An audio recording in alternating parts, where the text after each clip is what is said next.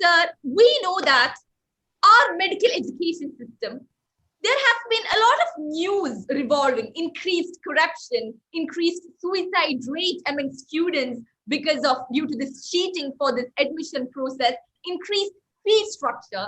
So how far do you believe that this has brought medical education system, or at least the private medical education system, into an unregulated business? Or how has our medical education system turned into a lucrative business linked to profits rather than a service to society? How has it affected that humanitarian concept of our medical profession? As part of my research methodology, I have learned economics also, not much, but little bit. In research methodology, when I did in Australia, one of the sub, you have the main and sub. Main was research methodologies and biostatistics. Sub was clinical economics, sociology, anthropology, and all that. So I have some exposure to economics. And there we use three words. One, of course, we use costing. Then we say cost effect analysis, cost benefit analysis, cost utility analysis. If I want me to answer this question, it can only answered like that. Cost effect analysis is how much for preventing one death is an effect, how much it will cost. Simple thing. Okay? How much to get one recovery in acute pneumonia, how much it will cost. Very simple calculation. Now, cost benefit analysis, you have to convert that benefit into monetary terms. Something doctors don't agree, but economists say, unless I have a monetary on the other side, I cannot calculate anything. So what happens is, they will give a value for money value for one preventing one death, one recovery, etc., etc. So economists calculate like that and say, then only they approve a program. You get the point? Finance secretary take help of experts to calculate all this, and he actually evaluate it and then take a decision. Normally, of course, other influences will be there, but technically. There's something called cost utility analysis, where the society's perception of utility, where if your child is disabled, it is worse than death. You prefer a death of a baby or a lifelong disabled baby. Utility is like that. Now, why I have brought these economic terms here is, you want to run an institution, you have to pay electricity bill in lakhs and lakhs. You have to pay water bill. No philosophy will work there. You have to pay salary which comes crores in a medical college. You understand? So you cannot be talking like a public platform. Medicine should be free, everything should be free, it is for society. You will get a lot of clap, but you cannot run an institution. That is why even when government started institutions, they started charging almost same as private.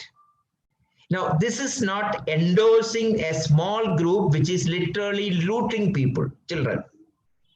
There is a group. You understand my point? A powerful group with powerful support system for them. If they do any nonsense, nobody will say anything. Forget about that. I am not bothered about that deviant group. An average person cannot run a medical college just by the income from the students.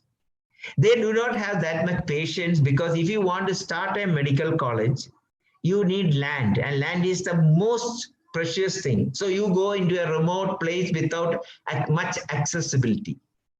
So because of lack of access, patient is not going to come. Are you with me?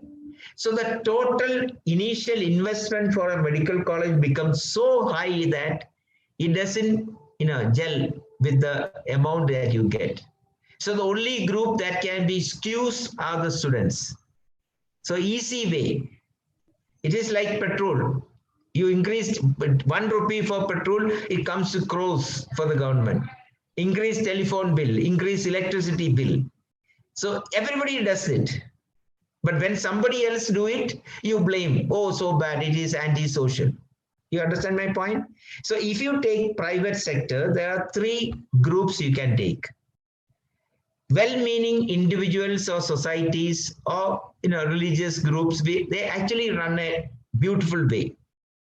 Without naming, I will say there are some colleges in Thrissur who says, we don't want extra money. We won't take a single pie extra. Only what the government will allot.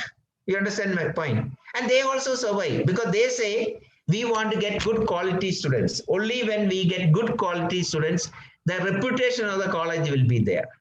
On the other side, there are some business, rock bottom business type who said, I don't care who comes in. So long as somebody come in with a bag, then it's good enough.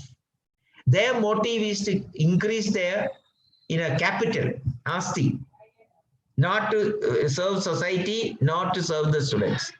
Okay? Then you have powerful corporate giants who will pretend to be very, very, very perfect, who can afford to give something free. Okay? And everybody jump into it. I won't name it. But initially offer free, so everybody jump into it. Because for 5 years, they can afford to give free because they are giant corporate. And then once you have become client, you start charging. Without naming, I can tell you what it is. You understand my point? So it's a dirty business now. It is not a good old days when CMC Vellore was there. Even they realized that just on religious alone, you can't retain faculty. You have to pay them. So now they are paying reasonably good salary. Reasonably good. Now, when they have to pay reasonably good, the monthly amount expenditure is in crores. So they have to charge. You understand my point? So this is a little mucky area. If you want to be popular, you can say all students should not be charged, money should not be taken, parents should not be this thing. All these you will get clapped, but it's not economics. By saying this, somebody actually advised me. Somebody sent me a letter, sir, don't say openly these things. People will think that you are agent of them. I said, I'm not agent of anybody. I'm agent of truth. If you want an institution to survive, institution has to survive now. The basic amount has to be there. How can an institution survive? There was a group of institutions in Kottayam, I won't name it, which was in bad shape. University had to take over. There was a big meeting, all that. I said that those institutions are in bad shape now. Everybody agree. But I do not want those institutions to wither away. I don't want to trouble the students. I don't want to trouble the staff. So what we will do is we will give you 2-year moratorium. You just give an affidavit that everything is there. We won't check it. Give you 2 years to improve it. Are you with me? And within 2 years, fortunately, they made a beautiful system and majority of the problems have been taken away. So if I took a wrong decision at that time, these are bad, I'm going to finish up. Don't do that. Why I don't do it? Because every day I'm dealing with children who have problems. And just because they have problems, they are not bad children. They are good children who got into a bad track. Just like that, these are good institutions with lot of investment behind, but unfortunately not going well. Give them a breathing time. I call it breathing time.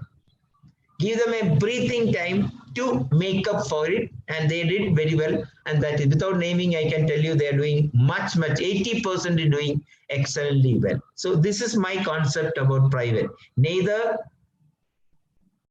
And second thing, one more thing I will tell you.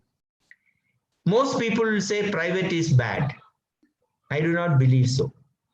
Because of so many private institutions, the local girls, who are not usually allowed to go to different cities and learn, they are getting an opportunity to learn their own place. I'm particularly talking of Malabar area. You understood? So one of the manager, I said, I really congratulate you because I don't want to get into the negative part of anything. Whatever negative they may be doing, I am not bothered. So long as you deal with the university properly, we don't care about other things. So I told that you are doing a great human service because most of these girls would have never been allowed to go out and study, and they are studying. Of course, then he said another problem, sir, but it has produced a social problem. I said, what? She said, all these girls are highly educated, but the boys they married is 8th class and ഗുസ്തിയാണ്. ഇപ്പൊ ഗുസ്തിക്ക് വരും Gulf എന്ന് പറയും. 8th ക്ലാസ്സും ഗൾഫുമാണ്. And that creates huge problem in marriage.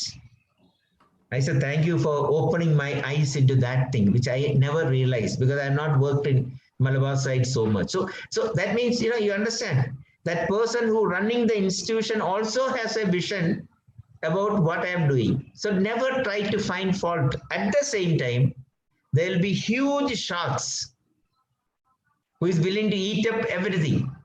But remember, those sharks also has huge support. So we can't do much about them. Okay? So let's talk about the average institution trying to survive within their means. And that would be the best for Kerala.